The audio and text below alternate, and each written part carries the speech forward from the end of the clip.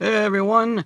So, I got a lot of comics for Free Comic Book Day, and let's see, so I read the Power Rangers one, the Gargoyles one, tons of indie things, it's really cool.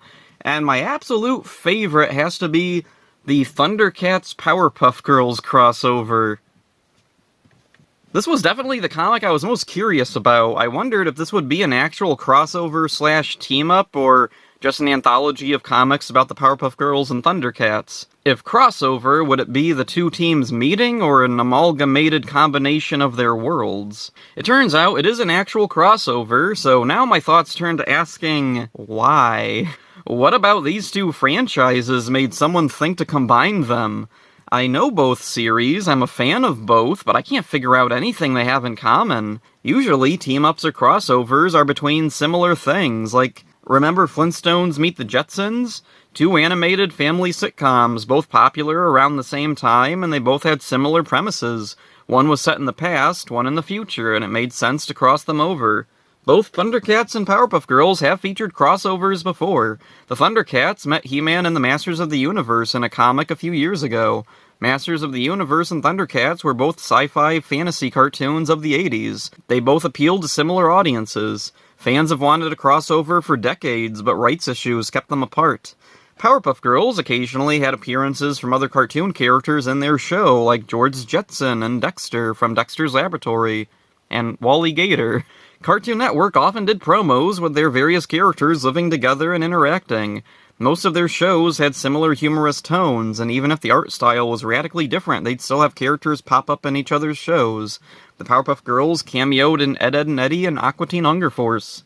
That was a very long bit of explanation, just to explain that I found this comic's premise very strange. I was trying to figure out what the connection was after reading it. I still don't know where the idea came from. My only guess is some obscure trivia.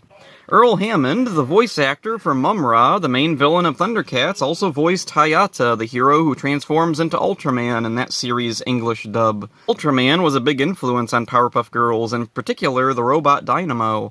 Maybe someone wanted to do a metatextual comic about Ultraman fighting Mum-Ra. Ultraman is currently licensed with Marvel, I think, and the Thundercats, I guess, were with Dynamite Comics. Someone at Dynamite looked at what they had and saw Powerpuff Girls, figured that's the next best thing next to Ultraman, and here we are. Maybe.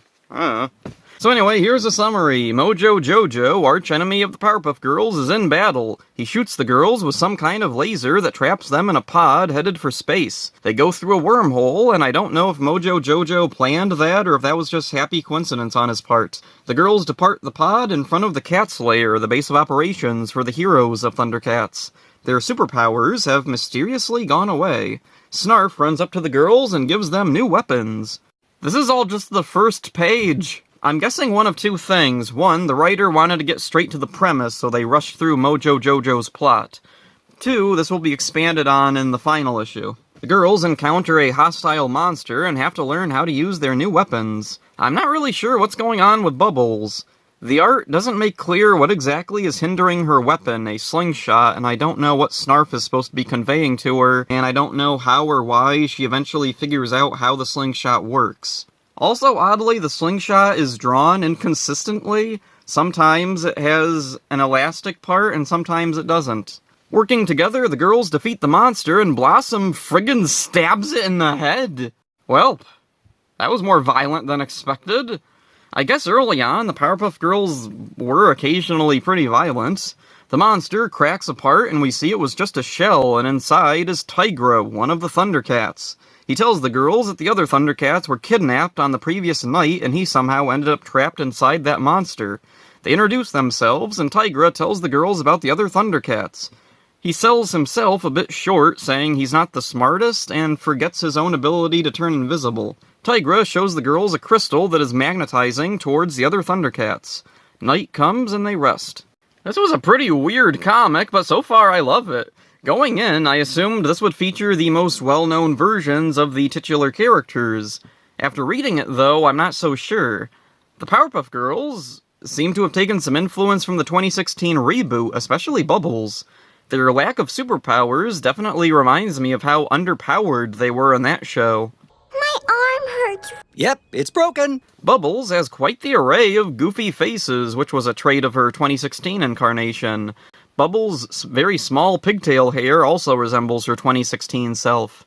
Blossom and Buttercup are a bit more like their 90s, 2000s selves. Buttercup is perpetually grumpy, though, but Blossom is the level-headed leader like usual. What I definitely did not expect from this was to apparently take influence from various incarnations of Thundercats. In past comics, Thundercats seems to usually explore the future of the characters. Here, it does appear to be set within the 80s show's time. However, Tigra and Snarf aren't quite the same. Snarf can't talk, he just says Snarf.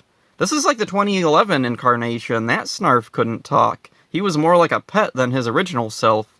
The Snarf here in this comic is definitely more similar to his 80s self. He just can't talk for some reason. Maybe his ability to talk has been hindered and is related to the other's disappearance and Tigra's monster shell. Tigra appears to have taken some influence from Thundercats' roar. His character design loosely slips from his 80s look to a slightly more simplified, cartoony look. His self-deprecating dialogue feels like something more from Roar than anything. I'd actually forgotten that particular incarnation existed. He's definitely more pleasant to look at here than his Roar self, and the humor isn't anywhere near as grating or inane. This made me wonder if possibly this could have started out as a crossover between the 2016 Powerpuff Girls and Thundercats Roar. Those two have far more in common than the 80s Thundercats and the 90s 2000s Powerpuff Girls. The current main Powerpuff Girls comics had a strange trend of inconsistent art design. Sometimes the girls would look like their 90s 2000s selves, other times they'd take on traits of their 2016 selves. Most notably, Bubbles would have beads in her hair and Buttercup would have a cowlick. This made me wonder if these new comics were partially reused ideas or partially finished comics based on the 2016 cartoon that were never released initially. Dynamite may have took those, cleaned them up a bit to finish them. That would explain the odd 2016 bits lingering around. Maybe there was a Powerpuff Girls 2016/Thundercats Roar comic planned but cancelled, and this is the final result. The 2016 Powerpuff Girls had an animated crossover with Teen Titans Go, and Teen Titans Go themselves crossed over with Thundercats Roar. Maybe the 2016 Powerpuff Girls were originally planned to have a way bigger presence in comics than they ended up having. Fascinating to consider. The story of this comic is pretty basic, about as basic as a crossover can be. The one thing that stands out is Tigra and Snarf being the only Thundercats characters to appear. I guess we'll meet more as the comic goes along. I think at this moment it's more of a story about the Powerpuff Girls than the Thundercats. We'll see everything through their eyes.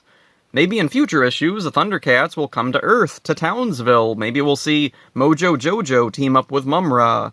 Or maybe Monkeyin will join Mojo, both being monkeys after all. I'm curious how obscure the character appearances will get. Will we see, for example, Hachiman, Retaro, Hammerhand, or the Lunatacs? Maybe we'll see characters from specific series. Will any characters exclusive to Thundercats 2011 or Roar appear? For Powerpuff Girls, they have the 2016 reboot and the anime adaptation Powerpuff Girls Z. It might be interesting to see new incarnations of characters formerly exclusive to those series. So yeah, looking forward to what's to come, hoping it's cool, and it gives me a lot to talk about. So that's it for this one, hope you enjoyed it. See ya. My arm hurts. Gonna cry?